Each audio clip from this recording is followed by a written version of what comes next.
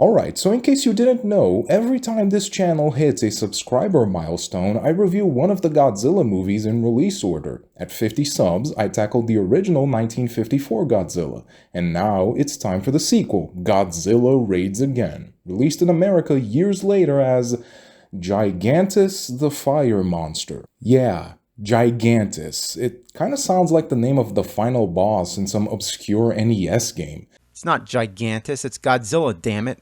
To make things even weirder, they swapped out Godzilla's classic roar with Anguirus' sound effect, so now even the monsters don't know who's supposed to be who.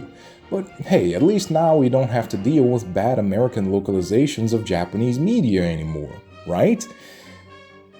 Right?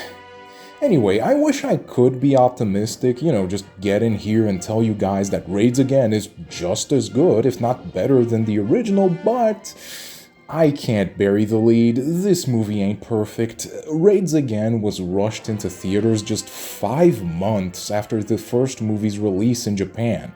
Yeah, you heard me right. 5 months. November 1954 for the original, April 1955 for Raids Again.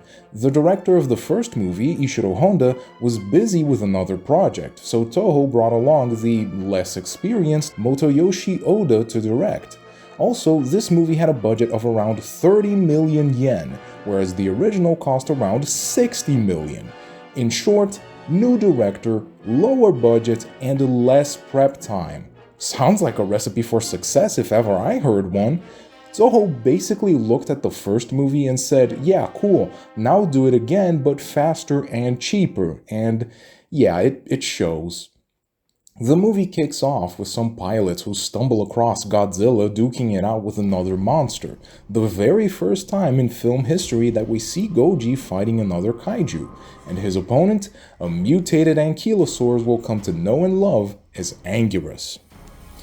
Now, Anguirus' whole deal is his tough, spiky shell. It protects him from everything except the script, because, well, he loses. Badly. And often.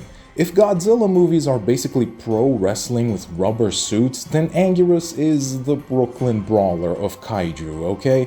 Every time he steps into the ring, you just know it's not gonna end well for him.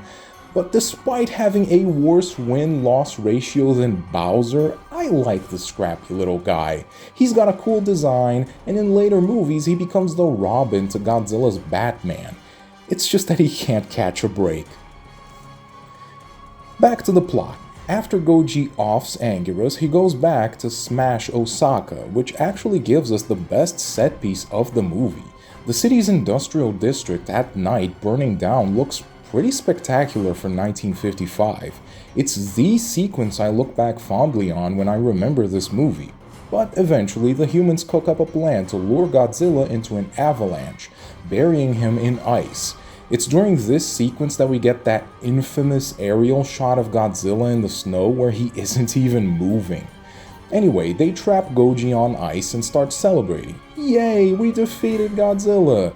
It's like, yeah fellas, I'm sure you got him for good this time. Not like there's 70 other movies left in this series or anything.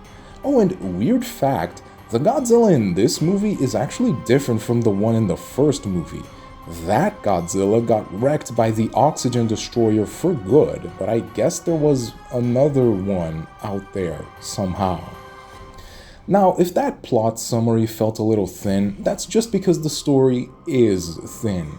The original Godzilla was this dark allegory about the dangers of unchecked scientific curiosity leading to destruction, but this one, it's just kind of a standard monster movie, and of course, I love monster movies, but Raids Again isn't even a particularly well-made example of the genre. The fights, for instance, are famously awkward because they filmed them at a slightly higher frame rate to make them look chaotic. Instead, it just looks like two guys in suits tripping over each other at a costume party. That said, the movie is still historically important. It established the Godzilla formula of kaiju battles, which would eventually become the franchise's bread and butter, and there is that pretty memorable sequence of Goji at night. But Raids Again just kinda sits in this weird middle ground. It doesn't have the somber tone of the original, but it also doesn't have the fun, comic book-esque fights of later entries.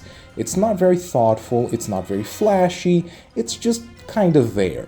I don't blame the cast or crew for this, obviously, considering it was Toho's stupid idea to rush this movie out the door, but it doesn't change the fact that it's a pretty disappointing follow-up to the original. Financially, it didn't match the 54 movie's massive success either, so Toho shelved Godzilla for almost a decade. No new movie entries until they dusted him off for King Kong vs. Godzilla in 1962. And that one?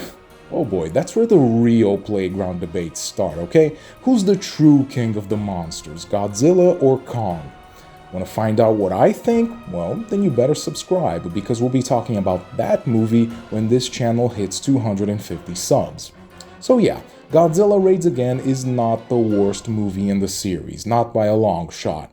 Trust me, we're gonna get there. But it is one of the weaker entries. Important historically, sure, but if you're doing a Godzilla marathon, it's not gonna really be in the highlight reel. Or, well, at least that's my opinion. You can tell me in the comments how you feel about this one. But anyway, that's it for today's video. Thanks again to everybody who subscribed. Seriously, it means a lot to me that you guys appreciate my dumbass opinions. If you enjoyed this video, please like, share, and subscribe. And join me next time when I talk about something completely different: music. Yeah, specifically the debut of a beloved nerdy power pop band. That's right, we're switching gears from monsters smashing cities to nerds smashing guitars. Next time, it's Weezer's Blue album. See you there.